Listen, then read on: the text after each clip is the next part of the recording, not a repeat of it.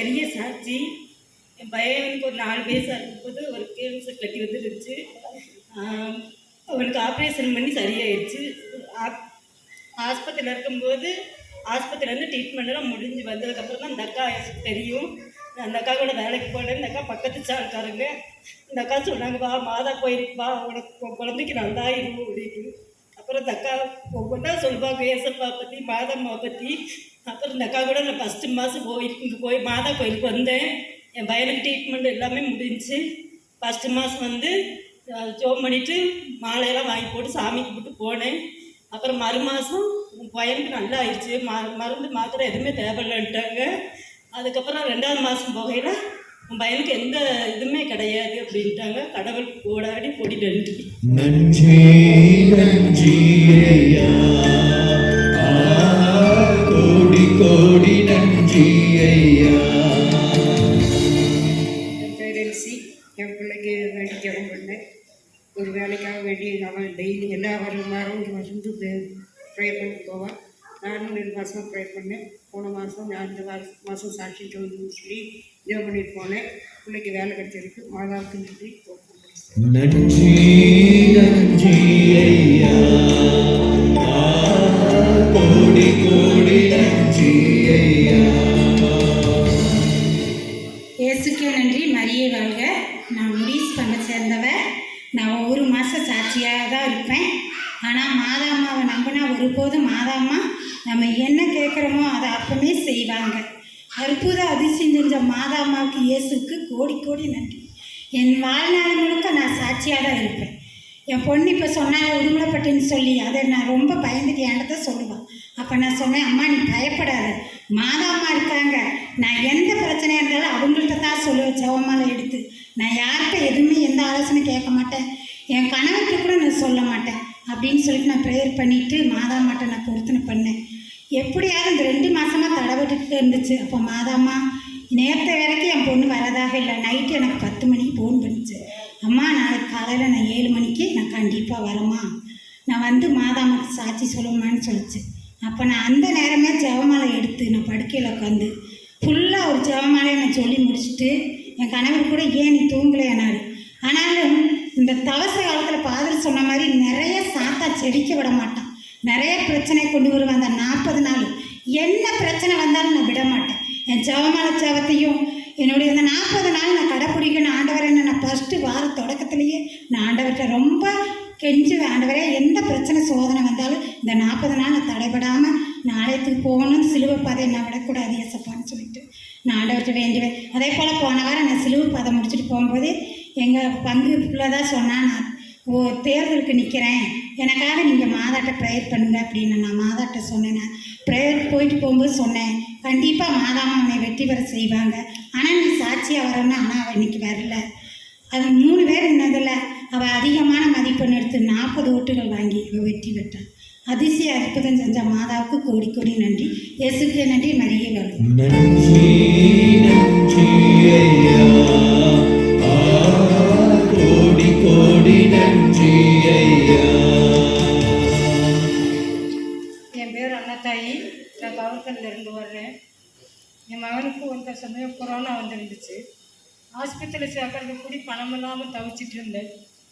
என் பொண்ணுங்க 2 பேர் தான் 50,000 கொடுத்து ஆஸ்பத்திரியில் சேர்த்தேன். சரி நல்லாயிடுச்சு, நீ உன் மகனுக்கு சரியாகணும்னா வேளாங்கண்ணி மாதா கோயிலுக்கு போ அப்படின்னு எல்லாரும் சொன்னாங்க. நானும் 7-8 மாதமாக வர்றேன். இப்போ பரவாயில்ல, மகன் சாக போகிற நிலமையிலேருந்து நல்லா ஆயிட்டான். இப்போ மருமகளுக்கு முதுகில் ஒரு கட்டி மாதிரி ஒரு வேதனை. அதுக்கும் மாதாம்மா மேலே படியை போட்டு எண்ணெய் வாங்கிட்டு போய் கொடுத்து எண்ணெயை பூசிட்டு வர்றேன்.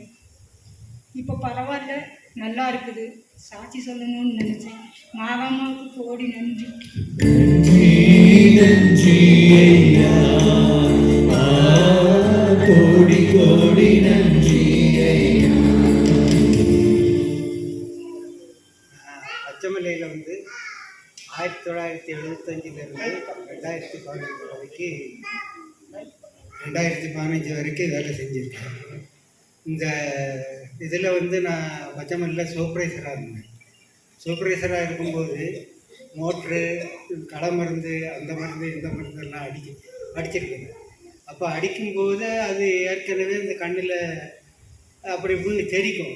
நானும் சும்மா வீட்டில் வந்து பசங்களை கழுவேன், அது கழுவேன், அப்படி செய்வேன். அப்படி இருந்தும் நமக்கு அந்த கண் பாதிப்பு கொஞ்சம் இருந்தது.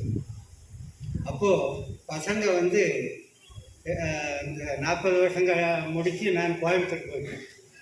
அப்போ கோயம்புத்தூரில் போய் சும்மா இருக்கல, அங்கேயே ஒரு வேலை செஞ்சுக்கிட்டு இருந்தேன். அப்போ பசங்க கூப்பிட்டு நீ மாதா கோயில் போகிறவங்க தானே வான்னு சொல்லி 4 மாவடி போட்டு போனாங்க. அப்போ 4 மாவடி போட்டு போகும்போது பெஞ்சு வரிசையாக இருந்துச்சு, பெஞ்சில் உட்காந்துருக்கு.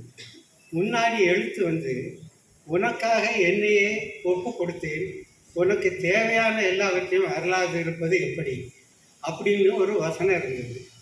ரோமர் 8:22ன்னு இருந்தது. அப்போ அதை நான் படிச்சுக்கிட்டே இருந்தேன். படிச்சுக்கிட்டே இருக்கும்போது என் கண்ணுக்கு அந்த எழுத்து வந்து 100 வாட்ஸ் பல்பு தெரிகிற மாதிரி அந்த எழுத்து வந்து அவ்வளவு பிரகாசமாக தெரிஞ்சது. அப்போ உடனே நான் பார்த்துட்டு பசங்ககிட்ட சொன்னேன், இந்த மாதிரி எனக்கு கண்ணு வந்து நல்ல பார்வை தெரியுதுடா, இப்போ வந்து அந்த இது இல்லை, அந்த மாதிரி இருக்குது அப்படின்னு சொல்லி சொன்னேன்.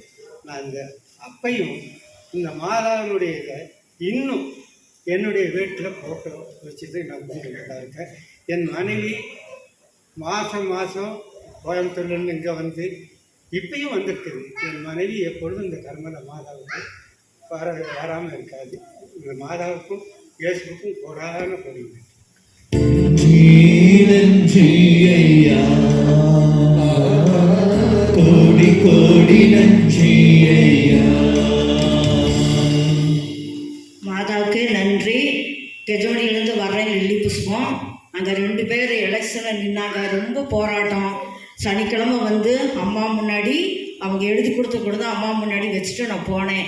3:30 மணிக்கு ஜெயிச்சாகணும் மாதாவே, உம்முடைய பாதத்தில் வந்து நாங்கள் சாட்சி சொல்கிறோம் அப்படின்னு சொல்லிட்டு நாங்கள் 3:30 மணிக்கு இங்கேருந்து நான் போன வாரம் சனிக்கிழமை.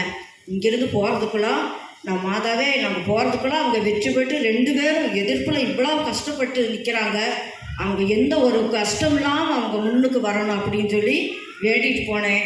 3:30 மணிக்கு போகும்போதே வால்பாறையிலேருந்து 2 பேரும் ஜெயிச்சிட்டாங்க அப்படின்னு சொல்லி 2 பேர் இந்துக்கள். அதனால் நான் சாட்சி சொல்கிறேன் அப்படின்னு சொல்லி இங்கே சர்ச்சுக்கு வந்தாங்க. ஆஃபீஸ் கூப்பிட்டாங்க.